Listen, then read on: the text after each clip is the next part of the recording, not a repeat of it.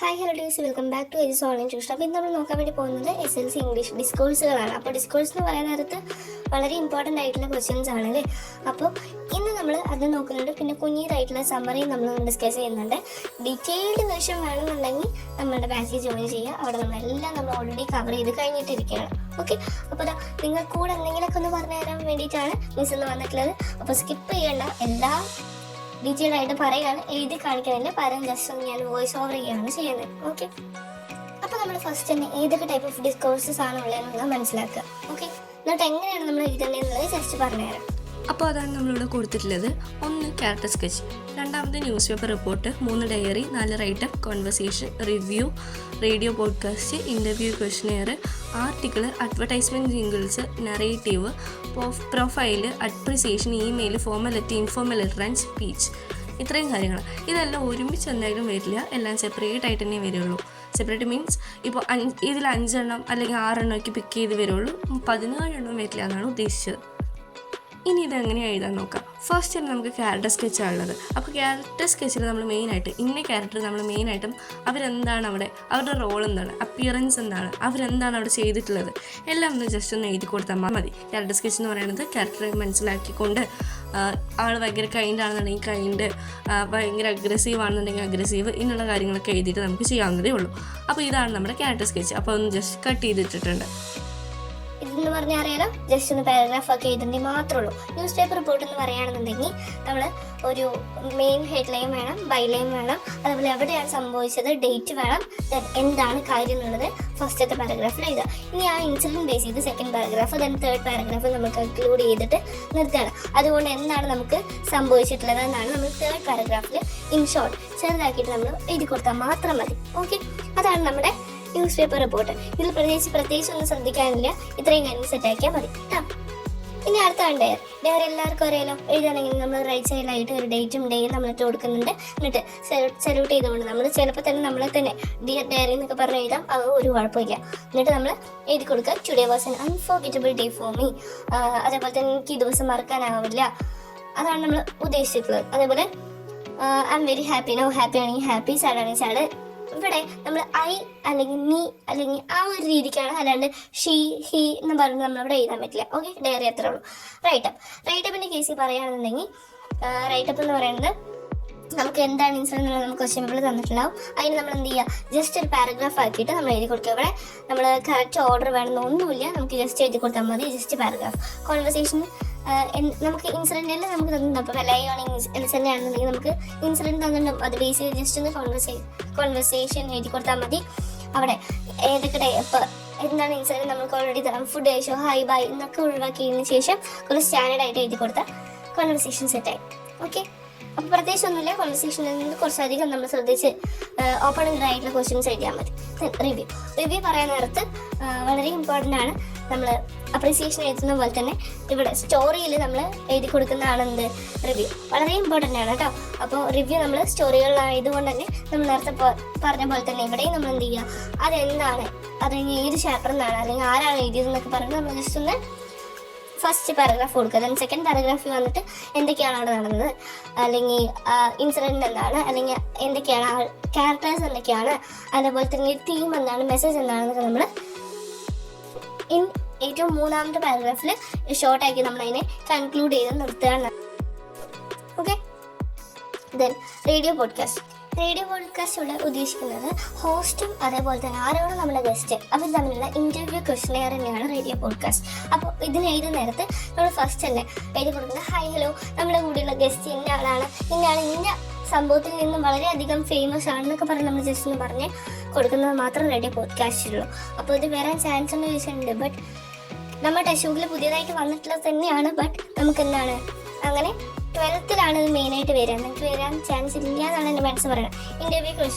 Interview ക്വസ്റ്റനെയറിൽ പറയുമ്പോൾ നമ്മൾ നല്ല രീതിക്ക് തന്നെ സെൻറ്റൻസ് ഓപ്പൺ എന്നതായിട്ടുള്ള ക്വസ്റ്റ്യൻസ് നമ്മളിൽ ഉൾപ്പെടുത്തുക, മെയിൻ കാര്യം. അതിന് ശേഷം നമ്മൾ ചെയ്യേണ്ടത് എന്താണെന്ന് വെച്ച് കഴിഞ്ഞാൽ ഹായ് ബൈ ആൻഡ് എന്തായിരുന്നു നിങ്ങൾ ചെയ്ത്, അങ്ങനെയൊന്നുമല്ല. നമ്മൾ അതുമായി ആ ഒരു ഇൻസിഡൻറ്റുമായി റിലേറ്റ് ആയിട്ടുള്ള നല്ല നല്ല ക്വസ്റ്റ്യൻസ് നമ്മൾ ചോദിക്കാം.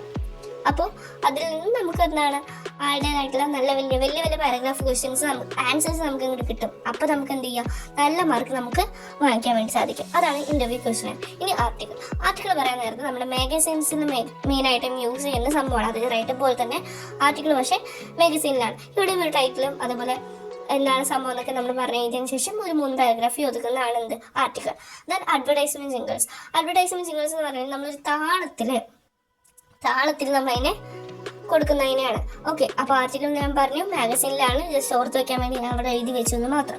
അഡ്വർടൈസ്മെന്റ് ജിംഗിൾസിൽ നമ്മൾ പറഞ്ഞു ഒരു താളത്തിൽ നമ്മളതിനെ 2 വരിയിൽ, ഇപ്പോൾ ഇന്നൊരു ആഡ് എനിക്ക് ഇങ്ങനെ എഴുതണം, മെയിനായിട്ടും മോഡേൺ ഇൻഡസ്ട്രിയിൽ ആ ഒരു സംഭവമില്ല അതന്നെ വരിക. അപ്പോൾ അവിടെ നമ്മൾ ഇന്ന എക്കോ ഫ്രണ്ട്ലി പ്രൊഡക്ട്സ് ഒക്കെ ആയതുകൊണ്ട് ഈറ്റ് ഗ്രീൻ ലീവ് ക്ലീൻ എന്നൊക്കെ പറഞ്ഞ് നമ്മളിങ്ങനെ ഒരു റൈമിങ് വേർഡ്സും എല്ലാം കൂടി ഉൾപ്പെടുത്തിയിട്ടുള്ള ഒരു സംഭവം. അതായത് 2 സെൻറ്റൻസിൽ നിങ്ങൾക്ക് 2 മാർക്കാണ് കിട്ടുന്നത്. അപ്പോൾ നമുക്ക് 2 രണ്ടെണ്ണത്തിന് നമുക്ക് 4 മാർക്കാണ് കിട്ടുന്നത്. അപ്പോൾ ഒന്നിന് നമ്മൾ 2 സെൻറ്റൻസ് ഉണ്ടായി കഴിഞ്ഞാൽ ഒന്നിന് ഓരോ മാർക്കിനും നമുക്ക് കിട്ടും.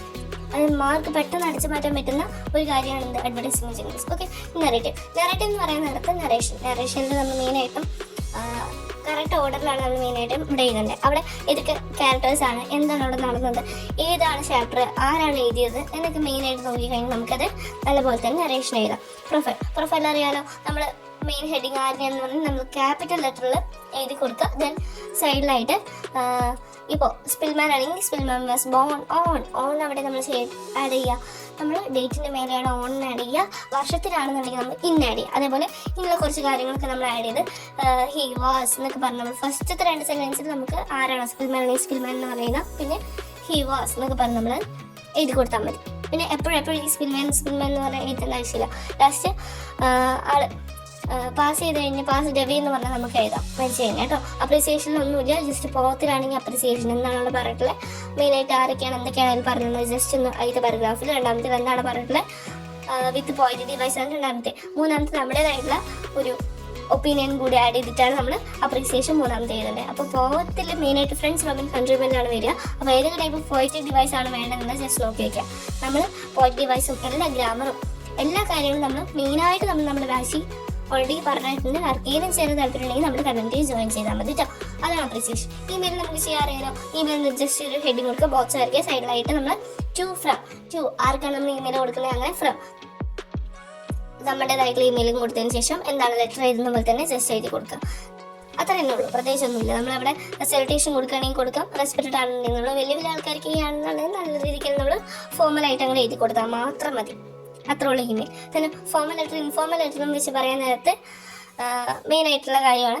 അതായത് നമ്മൾ സൈഡിൽ തന്നെ ഡേറ്റും ഡേയും ഒക്കെ ആഡ് ചെയ്ത് അഡ്രസ്സൊക്കെ ആഡ് ചെയ്ത് ജസ്റ്റ് സല്യൂട്ടേഷൻ കൊടുത്ത് എഴുതുന്നതിനാണ്, കണ്ടന്റ് ബോഡി ഒക്കെ കൊടുത്ത് എഴുതുന്നതിനാണ് ഈ ഫോർമൽ ലെറ്റർ കൊണ്ട് ഉദ്ദേശിക്കുന്നത്. രണ്ടും ലെറ്റേഴ്സും അങ്ങനെ തന്നെ. ഫോർമൽ എന്ന് പറഞ്ഞാൽ കുറച്ച് വലിയ വലിയ ആൾക്കാർക്ക്, ഇൻഫോർമൽ എന്ന് പറഞ്ഞാൽ നമ്മുടെ ഫ്രണ്ട്സ്. സ്പീച്ച് അത്ര ഉള്ളൂ. സ്പീച്ച് എന്ന് പറഞ്ഞാൽ നമ്മൾ മെയിനായിട്ട് നമ്മൾ എങ്ങനെ പറയാം, ഹൈ മൈ നെയിം ഈസ് എന്നൊക്കെ പറഞ്ഞ് നമ്മൾ പറയുന്നത്. എന്നിട്ട് ഇന്ന കാര്യത്തിലാണ് ഞാനിവിടെ വന്നിട്ടുള്ളത്. I am standing before you to tell a few words about ഇന്ന ടോപ്പിക്. അതൊക്കെ നമുക്ക് ഓൾറെഡി ക്വസ്റ്റ്യൻ പേപ്പർ തന്നിട്ടുണ്ടാവും. ചക്കടയായിട്ട് നിൽക്കേണ്ട, ടെൻഷൻ ആവേണ്ട ക്വസ്റ്റ്യൻ പേപ്പർ എന്തായാലും നമുക്ക് ഹിന്റ് ഇല്ലാത്ത ക്വസ്റ്റ്യൻ പേപ്പർ ഉണ്ടാവില്ല. അപ്പോൾ അവിടെ നിന്ന് നമ്മൾ അതെടുത്തിട്ട് എന്താണ് നമുക്ക് എഴുതണമെന്ന് പറഞ്ഞു കഴിഞ്ഞാൽ അതെടുത്ത് എഴുതി കൊടുത്താൽ മാത്രം മതി.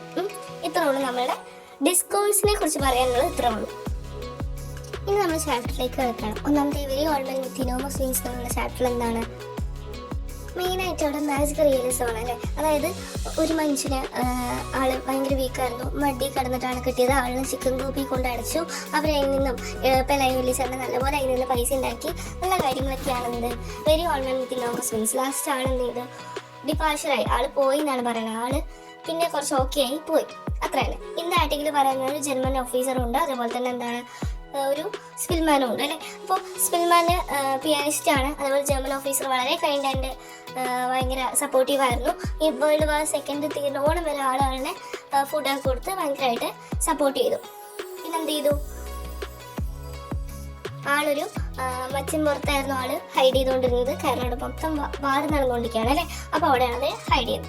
ഫ്രണ്ട്സ് റബിൻ കൺട്രിബ്യൂമെൻ്റ് എന്ന് പറഞ്ഞ ചാപ്റ്ററിൽ നമ്മൾ എന്താണ് മെയിൻ ആക്കേണ്ടതെന്ന് പറഞ്ഞു കഴിഞ്ഞാൽ നമ്മുടെ സീസറിൻ്റെ ഫ്യൂണറലാണ് അവിടെ നമ്മുടെ മാർക്ക് ആൻ്റണി സീസറിന് വേണ്ടി നല്ലപോലെ ഒരു സ്പീച്ച് കൊടുക്കുന്നതാണ്. അവിടെ ബ്രൂട്ടസ് ചതിയനാണ് അല്ലേ. അപ്പോൾ ബ്രൂട്ടസ് ഇങ്ങനെ എന്താ പറയുക സീസറിന് വേണ്ടിയിട്ട് ഇങ്ങനെ പറഞ്ഞു കൊടുക്കുകയാണ്. ബ്രൂട്ടസ് അല്ല, മാർക്ക് ആന്റണി സീസറിന് വേണ്ടിയിട്ട് അവിടെയുള്ള ജനങ്ങളോട് ആളുടെ നല്ല കാര്യങ്ങൾ പറഞ്ഞു കൊടുക്കുന്നത്. നമ്മളെപ്പോഴും നല്ല കാര്യങ്ങൾ മാത്രമേ നമ്മൾ എടുത്തെടുത്ത് പറയാത്തുള്ളൂ. ചീത്ത കാര്യങ്ങൾ കണ്ടാൽ ഒരു മനുഷ്യനെ എല്ലാവരും കുറ്റപ്പെടുത്താൻ ആ ചീത്തയിലായിരിക്കും. ഒറ്റ കാര്യം ഉണ്ടാവുള്ളൂ ആ ചീത്ത, ബട്ട് എല്ലാവരുടെയും ആ ചീത്ത പടർന്ന് അങ്ങ് കിടക്കും. അത്ര തന്നെ. ഇനി breaking barriers I will fly. അപ്പോൾ ഈ ഒരു ചാപ്റ്റർ പേരിൽ തന്നെയുണ്ട്, ബാരിയേഴ്സ് തടസ്സങ്ങളൊക്കെ മാറ്റി ഉയർന്ന് പറക്കും. അതിന് നമ്മൾ എന്ത് ചെയ്യുക, നല്ലപോലെ ഹാർഡ് വർക്ക് ചെയ്യുക. നമ്മൾ അതിന് വേണ്ടി കഷ്ടപ്പെട്ട് എന്തായാലും നടക്കും എന്നുള്ള കാര്യം മാത്രമുള്ള അതിൽ.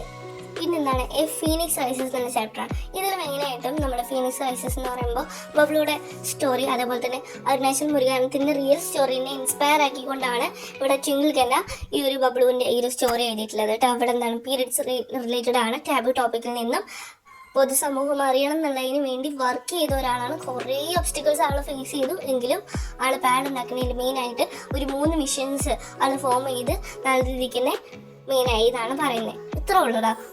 സ്ത്രീകൾ അൺക്ലീൻ ആയിട്ടുള്ള റാഗ്സ് ആയിരുന്നു യൂസ് ചെയ്യുന്നത്, പുറത്ത് പറയാൻ പറ്റൂല. അപ്പോൾ ഇവരൊക്കെ വിറകൊക്കെ വെക്കുന്നവിടെയാണ് ഉണങ്ങാൻ വെക്കുക. അപ്പോൾ അവരൊട്ടും ഹൈജീനിക് അല്ല. അപ്പോൾ ആളെന്ന് പറയുന്നത് ഹൈജീനിക് സ്ത്രീകൾക്ക് വേണ്ടിയിട്ട് ട്രയൽ ആൻഡ് എറർ മെത്തേഡിൽ ചെയ്യും പളിപ്പും പിന്നെ അത് ശരിയാണ്. അങ്ങനെ കുറേ കഷ്ടപ്പെട്ടിട്ടാണ് ആ ഈ ഒരു എക്സ്പെരിമെൻറ്റ് നല്ല രീതിക്ക് തന്നെ സക്സസ്ഫുൾ ആക്കിയത്. അപ്പോൾ നമ്മളും അതുപോലെ തന്നെ നമ്മൾ ഒരവിടെ തോറ്റു കഴിഞ്ഞാൽ നമുക്ക് ഒരു ഉയർച്ച എന്തായാലും ഉണ്ടാവും. അങ്ങനൊരു പ്രതീക്ഷയാണ് നമുക്ക് ഈ ചാപ്റ്ററിൽ തരുന്നത്. അപ്പോൾ ഇത്ര ഉള്ളതാ. Thank you.